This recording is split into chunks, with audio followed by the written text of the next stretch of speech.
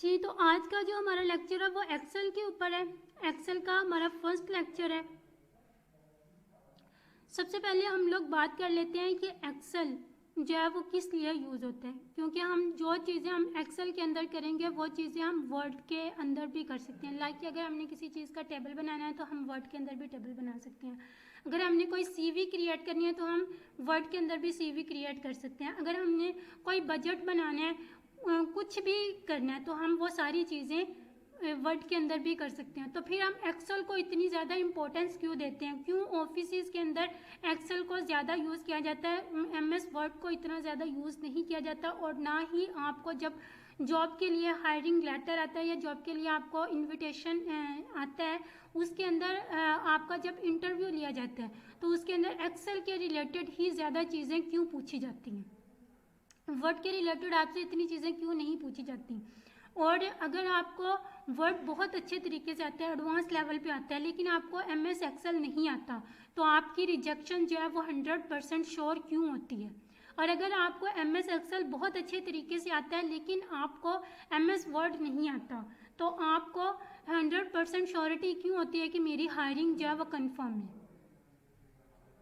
इसमें सबसे जो मेन बात होती है, एक्सेल के अंदर हम टेबुलर बनाते हैं, मतलब टेबल्स क्रिएट करते हैं, ग्राफ्स बनाते हैं। और जो भी लाइक बजट बनाना है, हम बजट इसके अंदर बना सकते हैं। अगर बच्चों की रिपोर्ट्स बनानी है, रिपोर्ट्स बना सकते हैं। किसी का रोल नंबर स्लिप या जो भी हमने डॉक्यूमेंटेशन करनी है वो हम वर्ड में भी कर सकते हैं, लेकिन जो सबसे बेस्ट वे है वो एमएस एक्सेल है, क्योंकि एमएस एक्सेल जो है वो हमें ज़्यादा फैसिलिटीज़ प्रोवाइड करता है। लाइक अगर हमने बच्चों के मार्क्स जो हैं वो कैलकुलेट करने हैं, उनका सम करना है, तो हम लोग अगर एमएस वर्ड के अंदर भी वो काम कर सकते हैं, लेकिन एमएस वर्ड के अंदर हम क्या करेंगे, हमें सेपरेट से कैलकुलेटर यूज़ करना पड़ेगा। तो एमएस एक्सेल के अंदर हमें कैलकुलेटर यूज़ नहीं करना पड़ेगा, हमें जस्ट फार्मूला का पता होना चाहिए और हम इजीली अपना जो भी हम सम करना चाह रहे हैं, डिवीजन करना चाह रहे हैं, जो भी हम अपना फार्मूला अप्लाई करना चाह रहे हैं वो इजीली एमएस एक्सेल के अंदर कर सकते हैं। लेकिन वो काम जैसे कि मैंने आपको पहले बताया, एमएस वर्ड के अंदर भी वो चीज़ें कर सकते हैं, लेकिन एमएस वर्ड के अंदर थर्ड पर्सन को इन्वॉल्व करना पड़ता है। इसलिए एमएस एक्सेल के अंदर थर्ड पर्सन को इन्वॉल्व नहीं करना पड़ता। लाइक जैसे कि मैंने आपको कैलकुलेटर की एग्जांपल दी कि अगर आपने किसी बच्चे का सम करना है उसके मार्क्स का, तो आप सेपरेट से एक थर्ड पार्टी को इन्वॉल्व करेंगे, कैलकुलेटर का यूज़ करेंगे, उसके बाद वहाँ पे अपनी इन्फॉर्मेशन पुट करेंगे, लेकिन एक्सेल के अंदर यहाँ पे नहीं होता। इसके बाद हम लोग बात कर लेते हैं कि एमएस एक्सेल को हम ओपन कैसे कर सकते हैं। जैसे कि मैंने आपको एमएस वर्ड को ओपन करने के डिफरेंट मेथड बताए थे, इसी तरह एमएस एक्सेल को ओपन करने के भी डिफरेंट मेथड्स होते हैं। सबसे पहला मेथड मैंने आपको एमएस वर्ड का भी साथ साथ में रिपीट करवाती जाती हूँ ताकि आप लोगों को रिमाइंड हो जाए। तो एमएस वर्ड के अंदर मैंने आपको बताया था कि सबसे पहले आपने स्टार्ट मेन्यू में जाना है, यहाँ पे आपने लिखना है वर्ड। तो आपका जो भी अगर आपके लैपटॉप के अंदर वर्ड का सॉफ्टवेयर अवेलेबल आपकी है स्क्रीन नहीं आ रही तो वहाँ पे शो हो टीचर, जाएगा। आपकी स्क्रीन नहीं आ रही, स्क्रीन नहीं आ रही आपकी। अच्छा सॉरी। सबसे पहले हमने एमएस वर्ड के बारे में सीखा था कि एमएस वर्ड को डिफरेंट मेथड से किस तरह ओपन कर सकते हैं। तो यहाँ पे मैंने क्लिक किया था, यहाँ पे लिखा था वर्ड। तो मेरे लैपटॉप के अंदर वर्ड का सॉफ्टवेयर इंस्टॉल है, इसलिए उसने मुझे यहाँ पे वर्ड का जो सॉफ्टवेयर है उसका आइकन शो करवा दिया। इसलिए मैं यहाँ पे इसके ऊपर क्लिक करूँगी तो मेरा वर्ड का जो डॉक्यूमेंट है वो ओपन हो जाएगा। इसी तरह अगर मैंने यहाँ पे एक्सेल ओपन करना है तो मैं यहाँ पे लिखूँगी एक्सेल। इसके बाद मैंने आपको एक चीज़ बताई थी वर्ड के अंदर, मैंने आपको बताया था कि माइक्रोसॉफ्ट ऑफिस के अंदर इतनी सेंस होती है कि आप लोग जो चीज़ लिख रहे हैं अगर वो उसकी सेंस में बात आ जाती है तो वो उसको ऑटोमेटिकली चेंजिंग कर देता है। मतलब अगर कोई आप गलत बात लिख रहे हो, गलत स्पेलिंग लिख रहे हो, अगर उसकी सेंस में वो बात है तो वो आपको ऑटोमेटिकली उसको सही फॉर्मेट में कन्वर्ट करके प्रोवाइड कर देता है। इसके अलावा आप लोगों ने अक्सर देखा होगा कि हम YouTube पे सर्च करते हुए या क्रोम पे सर्च करते हुए या किसी भी ब्राउज़र को जब हम यूज़ करते हैं तो हम लोग अक्सर गलत स्पेलिंग लिखते हैं, लेकिन हमें सही चीज़ प्रोवाइड की जाती है। क्यों? क्योंकि उन वेबसाइट्स के अंदर ये सारी सेंस अवेलेबल होती है कि वो आपकी चीज़ों को जज करके सही इन्फॉर्मेशन आप तक पहुंचाते हैं। इसी तरह माइक्रोसॉफ्ट के अंदर भी अगर आप ज़रूरी नहीं है, जैसे मैंने यहाँ पे एक्सेल का ई जो है वो कैपिटल लिखा है, अगर मैं स्मॉल भी लिख देती तो भी उसने मुझे MS एक्सेल का आइकन जो है वो शो करवा देना था। अब मैं यहाँ पे इसके ऊपर क्लिक करूँगी तो मेरा MS एक्सेल का जो डैशबोर्ड है वो ओपन हो जाएगा। इसके बाद सेकंड मेथड इसका ये है कि आप यहाँ पे ये जो स्टार्ट मेन्यू है, यहाँ पे आपके पास जो आपकी पॉपुलर एप्स जो आप यूज़ करते हैं वो आपकी यहाँ पे शो हो रही होती हैं, तो आप यहाँ से भी इसको ओपन कर सकते हो। थर्ड मेथड मैंने आपको ये बताया था वर्ड के अंदर कि अगर आपने वर्ड को ओपन करना है तो आपने राइट क्लिक करना है, राइट क्लिक करके न्यू के बटन पर जाना है। न्यू के बटन पर जाने के बाद आपने यहाँ से जो भी सॉफ्टवेयर ओपन करना है वो आप लोग यहाँ से ओपन कर सकते हैं। लाइक अगर आपने MS वर्ड को ओपन करना है तो आप MS वर्ड को ओपन कर सकते हैं। अब यहाँ पे मैंने MS एक्सेल को ओपन करना है, तो यहाँ पे मैं अपने मेन्यू के अंदर देखूंगी कि मेरा MS एक्सेल कहाँ पे है, तो मैं उसके ऊपर अपना कर्सर लेकर जाऊंगी और उसके ऊपर डबल क्लिक करूंगी तो मेरा जो सॉफ्टवेयर है वो ओपन हो जाएगा। इसके बाद इसका फोर्थ मेथड यह है, इसके लिए आप शॉर्ट की यूज़ करते हैं। जैसे मैंने आपको MS वर्ड के अंदर एक शॉर्ट की बताई थी, इसी तरह MS एक्सेल को ओपन करने के लिए भी एक शॉर्ट की होती है। इसके लिए आपने Windows+R को एक साथ प्रेस करना है और यहाँ पे आपने टाइप करना है एक्सेल। अगर तो यहाँ पे एक्सेल ऑलरेडी लिखा हुआ है तो आप इसको ओके कर देंगे, अगर नहीं लिखा हुआ तो आपने यहाँ से इसको रिमूव करना है। रिमूव करने के बाद यहाँ पे एक्सेल पुट करना है, मतलब एक्सेल लिखना है। एक्सेल लिखने के बाद आपने ओके कर देना है इसको, तो आपका जो सॉफ्टवेयर है वो ओपन हो जाएगा।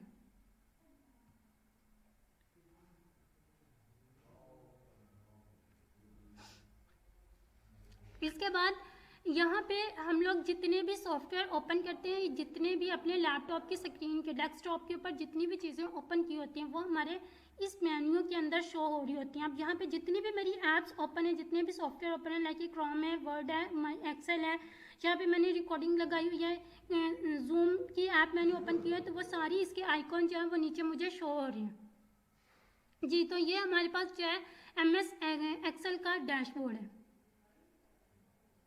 अब MS एक्सेल का डैशबोर्ड जो है वो डिफरेंट होता है MS वर्ड के डैशबोर्ड से। सबसे पहला चेंज आप लोगों ने इसका ये याद रखना है कि MS एक्सेल के अंदर हम लोग शीट्स यूज़ करते हैं, लेकिन MS वर्ड के अंदर हम लोग डॉक्यूमेंट पेज यूज़ करते हैं। ठीक है, इसके बाद वहाँ पे हमारे पास मल्टीपल पेजेस हम लोग क्रिएट कर सकते थे, लेकिन यहाँ पे हम लोग मल्टीपल शीट्स क्रिएट कर सकते हैं। अब सबसे पहले इसके डैशबोर्ड के बारे में बात कर लेते हैं। यहाँ पे इसके क्विक एक्सेस टूल्स होते हैं, जैसे कि MS वर्ड के अंदर थे रीडू, अनडू, और यहाँ पे ये मल्टीपल जो है आप लोग एक्टिव कर सकते हैं। इसके बाद ये जो है आपके पास यहाँ से आपने जो भी क्विक एक्सेस टूल बार जो है वो एक्टिव करने हैं, तो आपने उनको बबल कर देना। बबल कर देना या उनके ब्लॉक्स के अंदर टिक करेंगे, मतलब उसके ऊपर क्लिक करेंगे तो वो टिक हो जाएगा, तो वो आपके यहाँ पे इस क्विक एक्सेस टूल बार के अंदर शो होना स्टार्ट हो जाएगा। अगर आपने नहीं करना यहाँ पे शो, तो आप इनको अनबबल कीजिएगा तो ये आपके यहाँ से रेज हो जाएंगे। इसके बाद जब हम MS वर्ड का डॉक्यूमेंट ओपन करते थे तो वहाँ पे उसके इस चीज़ के अंदर यहाँ पे लिखा होता था कि वर्ड डॉक्यूमेंट, लेकिन यहाँ पे देखें यहाँ पे लिखा हुआ है बुक 1।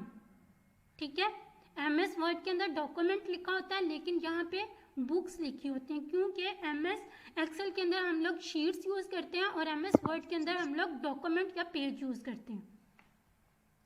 इसके बाद मैंने आपको साइन का इनके बारे में बताया था कि अगर आपके पास सॉफ्टवेयर ऑनलाइन आप उसका यूज़ करना चाह रहे हैं तो आपने यहाँ पे अपनी आईडी लगानी है और उसको एक्टिव कर लेना है। इसके बाद यहाँ पे मैंने रिबन्स के बारे में बताया था आपको कि अगर आप लोग चाह रहे हैं कि मुझे ये रिबन शो ना हो तो मेरा एरिया जो है वो थोड़ा सा ऊपर की तरफ हो जाए, तो आप यहाँ से आपके पास डिफरेंट ऑप्शंस होते हैं, इनमें से आप लोग कोई भी यूज़ कर सकते हैं। ये सारी चीज़ें मैंने आपको MS वर्ड के अंदर अच्छे से एक्सप्लेन की थी कि अगर आप लोग इसके ऊपर क्लिक करेंगे तो आपका रिबन जो है वो ख़त्म हो जाएगा।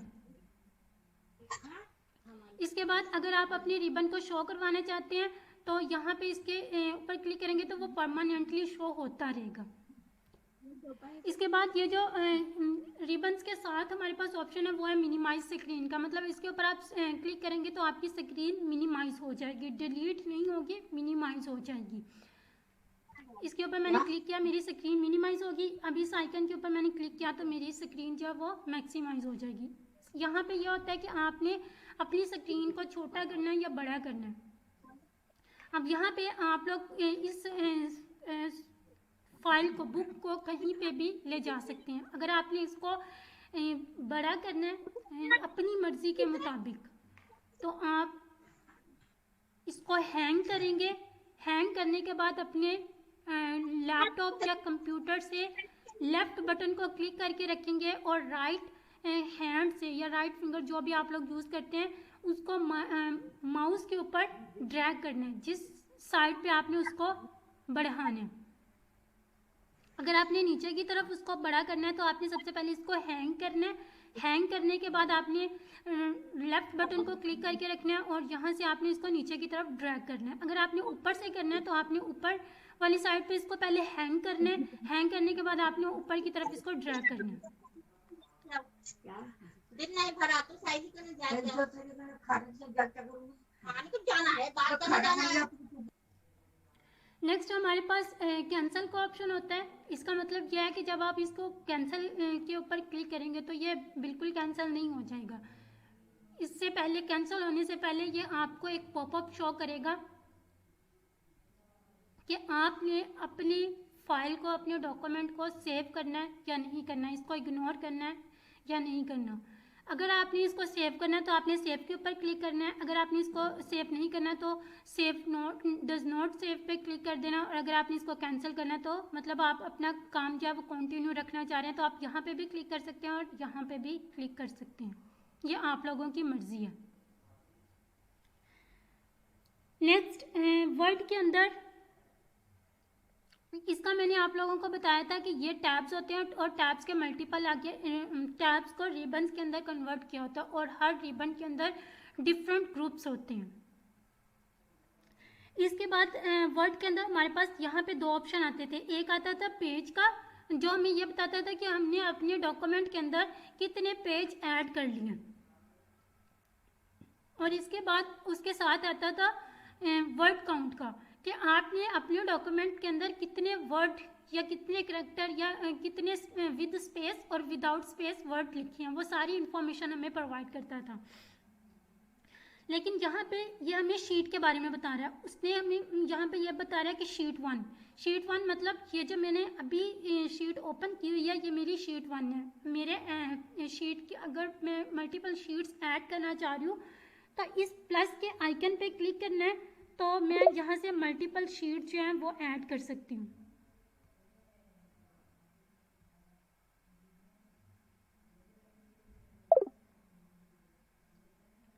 ये मेरी शीट 1 है और ये मेरी शीट 2 है।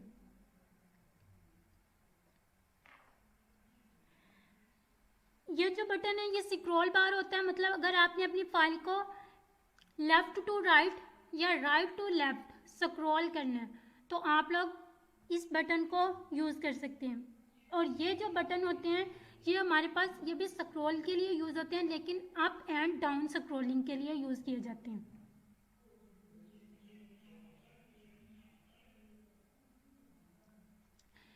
इसके बाद ये हमारा वर्किंग एरिया होता है एक्सेल के अंदर।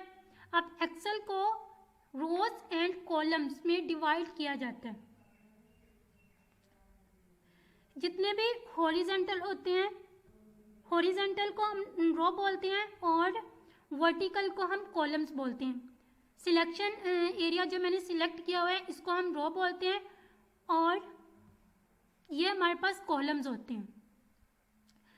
इसके बाद हमारे रिबन्स के नीचे ये हमारे पास एड्रेस होता है। इसका फ़ायदा ये होता है कि अगर मेरा कर्सर यहाँ पे है, मैंने इस सेल को सिलेक्ट किया हुआ है, तो यहाँ पे ये मुझे एड्रेस बता रहा है कि आप किस कॉलम में हैं और किस रो में हैं।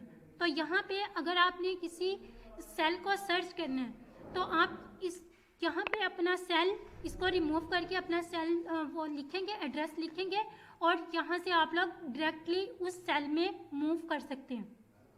इसके बाद ये आपके पास फॉर्मूला बार होता है, इसके अंदर जो भी आप सेल के अंदर राइट करते हैं वो फॉर्मूला बार में शो हो रहा होता है। इसके बाद ये जो छोटे छोटे ब्लॉक्स होते हैं इनको हम सेल्स बोलते हैं। रोज एंड कॉलम्स को मिला के हमारे पास सेल्स बनते हैं।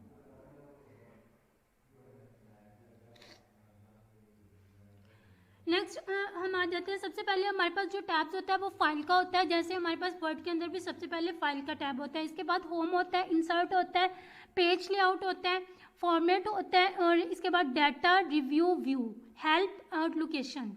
ये आपके काम की चीज़ नहीं है। हेल्प के लिए जो होता है कि मतलब आपको कोई चीज़ समझ नहीं आ रही, आप MS वर्ड ऑफिस से ही कोई हेल्प लेना चाह रहे हैं तो आप ये हेल्प का टैब यूज़ कर सकते हैं, लेकिन मेरा नहीं ख्याल कि कोई इतना इसको यूज़ करता होगा। इसके बाद लोकेशन है, अगर आप ऑनलाइन काम कर रहे हैं तो अपनी लोकेशन अगर शो करवाना चाह रहे हैं तो आप लोग करवा सकते हैं, अगर नहीं करवाना चाह रहे तो आप लोग ना करवाएं, या आप लोगों पे डिपेंड करता है। इसके बाद हम लोग फाइल पे क्लिक करते हैं। फाइल के अंदर ये जो है सबसे पहला ऑप्शन जो है ये हमें दोबारा से करंट पोजीशन पे लेके जाता है, मतलब हमें एक्सेल के डैशबोर्ड के ऊपर लेके जाएगा। नेक्स्ट हमारे पास होम का टैब होता है। होम के टैब के अंदर मतलब इसके अंदर डिफरेंट ऑप्शंस होते हैं आपके पास। यहाँ पे वो आपको डिफरेंट शीट्स प्रोवाइड करता है। बाय डिफ़ॉल्ट हमारे पास ब्लैंक शीट सिलेक्ट होती है, लेकिन अगर आप कोई बजट बना रहे हैं या कोई और शीट यूज़ करना चाह रहे हैं तो आप लोग यहाँ से कर सकते हैं। अगर आपने कोई ऑनलाइन शीट जो है वो डाउनलोड करनी है तो आप इस बटन के ऊपर क्लिक करेंगे और यहाँ पे आपको कुछ फ्री शीट्स भी अवेलेबल होती हैं, लेकिन अगर आपके पास इंटरनेट की सहूलत अवेलेबल है तो आप मज़ीद डाउनलोड भी कर सकते हैं।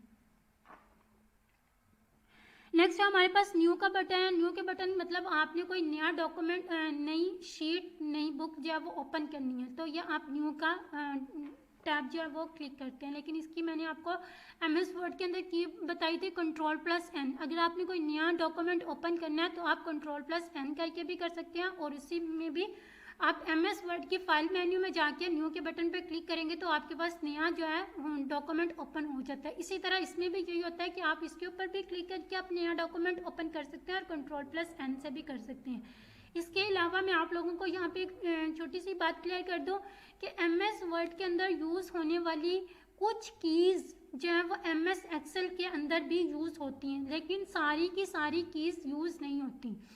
कुछ कीज़ होती हैं, सारी की सारी नहीं होती। जैसे कि बोल्ड हो गया, बोल्ड की MS वर्ड के अंदर हम लोग Ctrl+B यूज़ करते थे। MS एक्सेल के अंदर भी अगर हमने किसी टेक्स्ट को बोल्ड करना है तो Ctrl+B ही यूज़ करेंगे।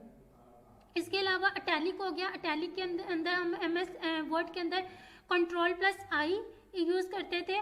तो यहाँ पे भी यही है कि अगर आपने किसी टेक्स्ट को अटैलिक करना है, मतलब अपनी लिखाई को थोड़ा टेढ़ा करना है, तो आप Ctrl+I से यूज़ कर सकते हैं। लेकिन सारी की सारी कीज़ आपकी MS एक्सेल के अंदर यूज़ नहीं होती, इसलिए MS एक्सेल की सेपरेट कीज़ होती हैं और MS वर्ड की सेपरेट की होती हैं। ओपन के अंदर आपके फाइल जो जितनी भी आप लोगों ने फाइल्स बनाई होती हैं वो आपके MS ऑफिस के अंदर सेव होती हैं। अगर आपने अपने डेस्कटॉप से या किसी और फाइल से डिलीट भी कर दी हैं, किसी और ड्राइव में आपने सेव की हुई थी और वहाँ से आपने डिलीट भी कर दी हैं, तो फिर भी आप अपनी फाइल को यहाँ से दोबारा से कैरी कर सकते हैं। इन्फो का मतलब ये होता है कि आपके वर्जन के बारे में आपको सारी इंफॉर्मेशन प्रोवाइड करते हैं। इसके बाद सेव और सेव एज। सेव एज का मैंने आप लोगों को पहले बताया कि यहाँ पे आपसे सजेशंस लेते हैं कि आपने अपने डॉक्यूमेंट को किस जगह पे सेव करना है। अगर आपने डेस्कटॉप पे करना है आप डेस्कटॉप के ऊपर क्लिक करेंगे, अगर आपने किसी और ड्राइव में करना है या किसी और फाइल में करना है तो आप उसके ऊपर क्लिक करेंगे। इसके बाद प्रिंट के अंदर आपके पास डिफरेंट ऑप्शन होती हैं। अब सबसे पहले जो प्रिंट का ऑप्शन है, यहाँ पे सबसे पहले आपसे कॉपीज पूछता है। कॉपीज मतलब आपने जो प्रिंट करना है वो उसकी कितनी कॉपीज बनानी है, 1 बनानी है, 2 बनानी है, 3 बनानी है, कितनी कॉपीज बनानी है, तो आप यहाँ पे उसको सिलेक्ट करते हो। इसके बाद यहाँ पे आपका प्रिंटर लगा होता है, क्योंकि जो लोग ऑफिस में काम करते हैं ऑफिस के अंदर मल्टीपल प्रिंटर्स जो हैं वो कंप्यूटर के साथ अटैच होते हैं। तो अगर आप किसी भी दूसरे प्रिंटर में मतलब आप एक कैबिन में बैठे हुए हैं, एक रूम में बैठे हुए हैं और आपने उस रूम से किसी दूसरे रूम के अंदर अपना डॉक्यूमेंट ट्रांसफ़र करना है प्रिंटर के ज़रिए, तो आप अपना यहाँ से प्रिंटर सिलेक्ट करेंगे। क्योंकि मेरे पास अभी कोई प्रिंटर नहीं लगा हुआ, इसलिए आप जो भी आपके ऑफिस में या आपके घर में जो भी आप लैपटॉप के साथ प्रिंटर लगा हुआ आप उसको सिलेक्ट करेंगे।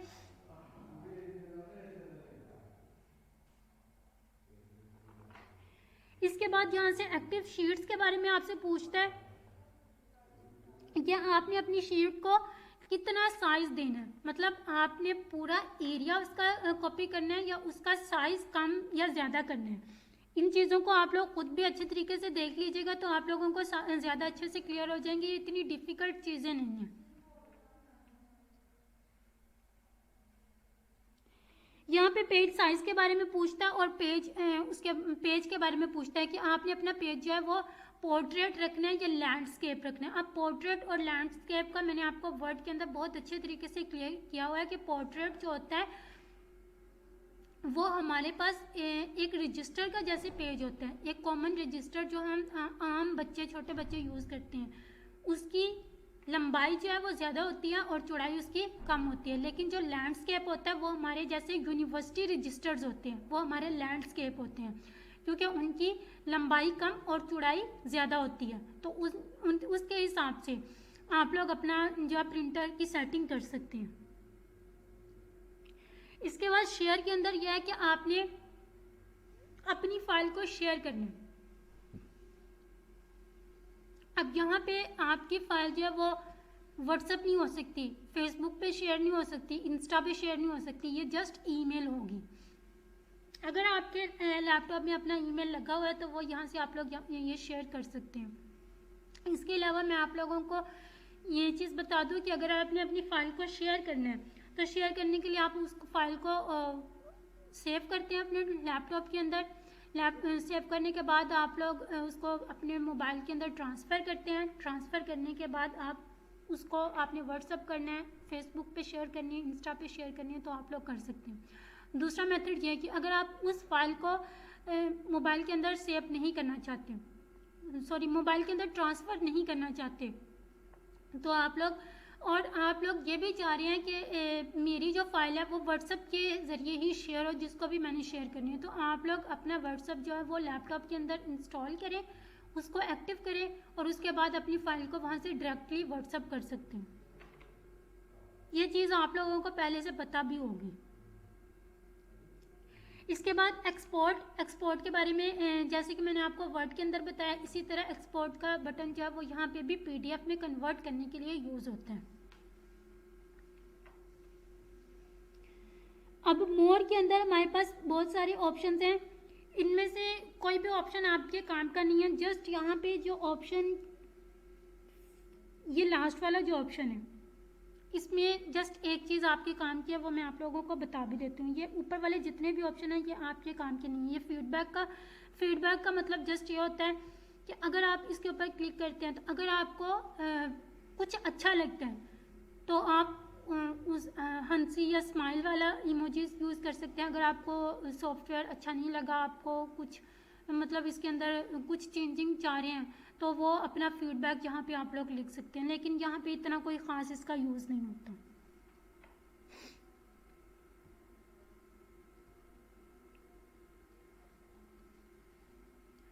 ऑप्शंस के अंदर आपके पास मल्टीपल ऑप्शंस होते हैं। आप अपने माइक्रोसॉफ्ट ऑफिस को, माइक्रोसॉफ्ट वर्ड को और MS एक्सेल को, माइक्रोसॉफ्ट एक्सेल को अपने अकॉर्डिंग डिज़ाइन कर सकते हैं। मतलब अपनी मर्ज़ी से टैब्स को ऊपर नीचे दाएं बाएं जहाँ पे भी आप लोगों को सूट लगे आप लोग कर सकते हैं। लेकिन मैं आप लोगों को यही रेकमेंड करूँगी कि इन चीज़ों को छेड़ने से पहले इसके बारे में अच्छे तरीके से नॉलेज गेन करें, उसके बाद इन चीज़ों को छेड़िएगा। अदरवाइज़ जो सेटिंग आपको पहले से ऑटोमेटिक बाय डिफ़ॉल्ट की हुई है उसको मत छेड़ें।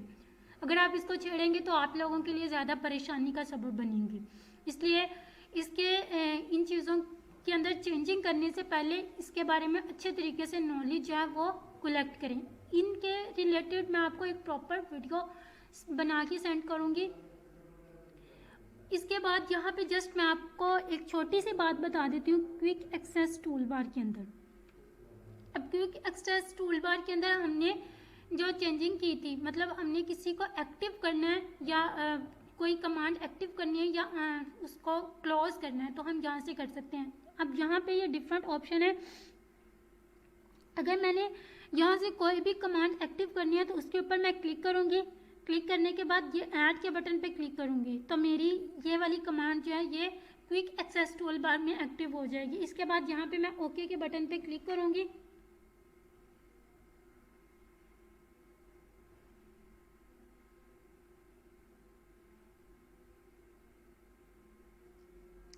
इसके ऊपर क्लिक करूँगी तो ये मेरी कमांड जो है वो यहाँ पे शो होना स्टार्ट हो जाएगी इस क्विक एक्सेस टूल बार में। इसमें जस्ट यही आपके काम का एक टैब है। इसके अलावा ये बाकी जितने भी ऑप्शंस हैं इनको मत छेड़िएगा कभी भी गलती से, ये आपके सॉफ्टवेयर के अंदर आपको मुश्किल पेश करेंगी। ये हमारे MS एक्सेल का इंट्रोडक्शन था। आई होप कि आप लोगों को अच्छे तरीके से सारी चीज़ों की समझ आ गई होगी और आप लोग इसकी प्रैक्टिस भी करेंगे। नेक्स्ट हमारा जो लेक्चर होगा वो होम टैब के ऊपर होगा और इसके रिलेटेड आपको प्रॉपरली सारी चीज़ें प्रोवाइड की जाएंगी। यहाँ तक कि